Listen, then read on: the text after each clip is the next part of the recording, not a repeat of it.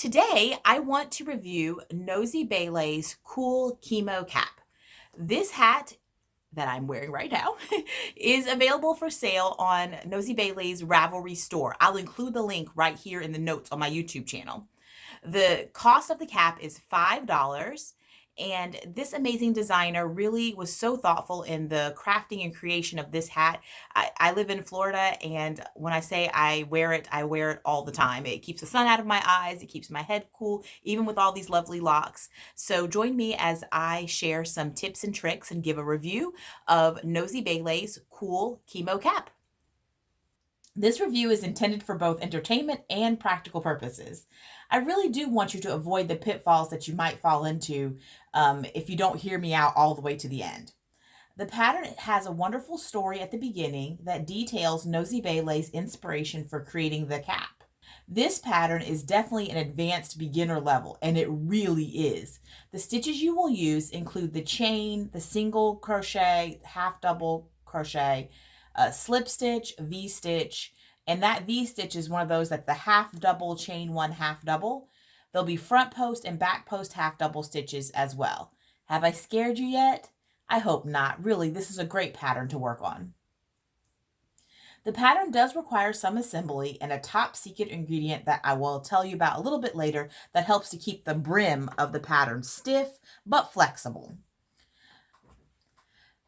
The pattern is worked from the crown to the brim, and the brim is optional. If you prefer like a beanie style hat, she gives some alternate instructions on how to make a beanie style with some front post and back post half double crochets. I do want to give a few hints though to help you be successful with it. Number one, use the cotton yarn. I use this Comfy Cotton Blend by Lion Brand Yarns, and it is a number 3. So back here's a number 3. I really would recommend a number 3 or a number 4 cotton yarn in order for the hat to work up just right. Number 2, you want to use a bigger hook if you crochet tight. So I've got 3 different hooks here, and just be sure that if you're a tight crocheter, go with the bigger of your hooks. If you're a really loose crocheter, you may actually want to go down a hook size. Either way, the best way to know whether or not you're doing this correctly is my hint number 3, which is to check the size when you get to round 11. At round 11, the diameter should be approximately 8 inches. So when you're looking at the hat, round 11 is the round just before you start this beautiful detailing using the 3rd loop. So round 11 is here. Be sure you check that diameter, and it should be 8 inches. Or 20 centimeters for our crochet friends overseas. Hi, Celia. All right, so that's hint number 3. Again, check that diameter. Make sure that it's 8 inches by round 11.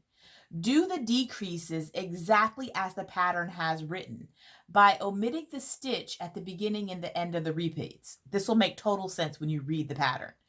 Confession time though. I called myself using my crochet skills and decided to do the decreases as a half double crochet 2 together to quote remove the holes. Yeah, don't do that. Trust me, the holes are the best part and save you from a lot of aggravation. And when I say holes, you can barely see them on here, but that's the detailing that you see right here in these stitches. This is where you're going to be doing some decreasing work, all right? Be sure to actually just skip the stitches. All right, hint number 5. If you want to highlight the rounds with the 3rd loop, that's these little detailed rounds right here and here at the top before you grow the pattern and right above the brim detail.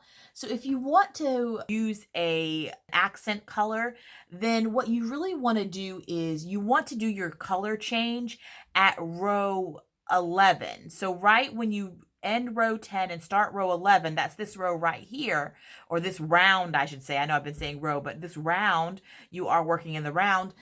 This is where you're going to want to do that color change in order to have that beautiful accent so that these stitches are accented with that additional color. You want to change it the round before, and then you want to go back to your major color, whatever your other major color is going to be, at the last round of 3rd loop stitches.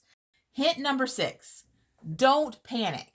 The hat works up kind of a bulbous shape. So you see how like this part is really sort of a bulbous shape and then it sort of narrows in when you get to this middle part. It looks better when I lay it flat because you get that rounded effect. But if you're looking at it from the top view, you can see it looks very wide at the top and then sort of it narrows out in the body or the width of the hat, if you will, for lack of a better term. So just please don't panic. It really will fit wonderfully and fit on the head very well with the way the pattern's written.